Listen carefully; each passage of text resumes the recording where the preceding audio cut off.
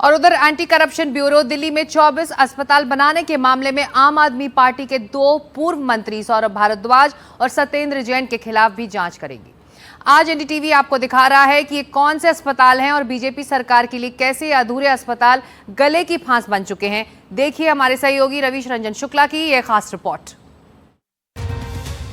दिल्ली में अस्पताल बनवाने के नाम पर हुए कथित घोटाले की सियासी लड़ाई दिल्ली से पंजाब तक लड़ी जा रही है।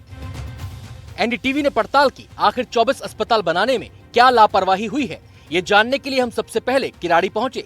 स्थानीय लोगों से पता चला कि तालाब जैसी दिखने वाली इसी जगह पर 2021 में अस्पताल बनने की शुरुआत हुई। लोगों ने अस्पताल के भूमि पूजन की फोटो और पूर्व विधायक की रिकॉर्डिंग सुनाई, लेकिन ये समझ से परे है कि जब अस्पताल बना ही नहीं तो घोटाला कैसे। पर स्थानीय लोगों ने टेंडर की कॉपी दिखाई और आम आदमी पार्टी के विधायक ने भी इस बात की तस्दीक की।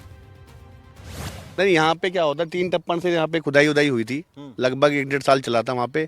और जैसा कि हमें ज्ञात है, सैम कंपनी जो जिस कंपनी को ये कॉन्ट्रैक्ट मिला था, 16 करोड़ रुपए उनको पीडब्ल्यूडी ने पे आउट भी करा था। अब देख लो 16 करोड़ का क्या काम हुआ है। तो हाई कोर्ट में ये जवाब देते हैं कि यहाँ कोई हॉस्पिटल नहीं बनना, ये सिर्फ एक वाटर बॉडी है, यहाँ पे पानी इकट्ठा करने के लिए, आपदा के लिए जो पानी बरसात का पानी उसको इकट्ठा। 16 करोड़ रुपए फिर कहाँ गए? अभी विधायक जो था वो कंपनी वगैरह खा गए सब। स्वास्थ्य सचिव से भी इस विषय पर मिला कि हमारा ये हॉस्पिटल बना दीजिए, अब तो सरकार आपकी है, केंद्र सरकार आपकी है, सभी कुछ सारी व्यवस्थाएं आपकी हैं। अब मामला ये ऐसे लटका हुआ है। अब यहाँ पर ये आ रहा है कि यहाँ पानी है, पाइलिंग सिस्टम ऐसा है कि नीचे से पानी निकलता है। मैंने कहा भाई समुद्रों में तो पुल बन रहे हैं, आप रिवर्स के ऊपर बड़े बड़े पुल बना रहे हैं, कश्मीर में सुरंग खोद के बना रहे हैं, तो मतलब कि यहाँ 4 फीट पानी है तो इसको पानी समाप्त करके हॉस्पिटल नहीं बनाया जा सकता क्या?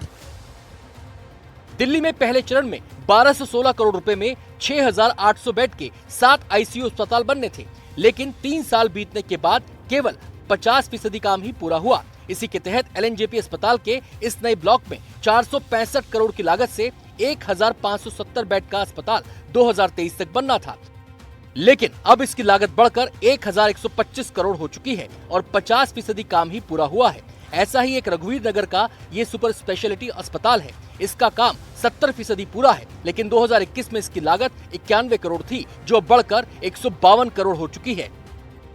472 बेड के इस अस्पताल का काम 2 साल पहले ही पूरा हो जाना चाहिए था, लेकिन 70% से ज्यादा का काम तो हो चुका है, लेकिन अभी भी इस अस्पताल को संचालित करने में कुछ और देर लग सकती है।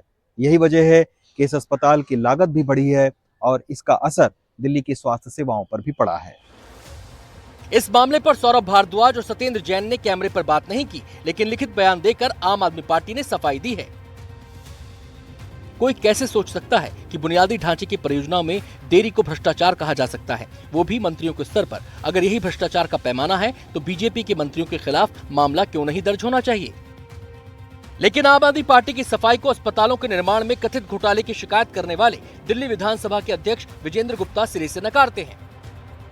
उधर आर्बिट्रेशन चलती रही, क्योंकि जिन ठेकेदारों को इन्होंने कॉन्ट्रैक्ट दिया वो अपना खर्च किया हुआ पैसा वसूलने के लिए कोर्ट चले गए। कोर्ट ने आर्बिट्रेटर अपॉइंट कर दिए। आर्बिट्रेटर की फैसलों पर पीडब्ल्यूडी के अकाउंट सीज करके हाई कोर्ट के आदेश से पैसा रिलीज किया गया। अब यही अधूरे अस्पताल दिल्ली सरकार के लिए गले की फांस बन गए हैं, क्योंकि इन अस्पतालों का काम पूरा करने के लिए करीब 5000 करोड़ रुपए चाहिए और चलाने के लिए सालाना 8000 करोड़ से ज्यादा। यही वजह है कि सरकार में बैठकों का दौर चल रहा है।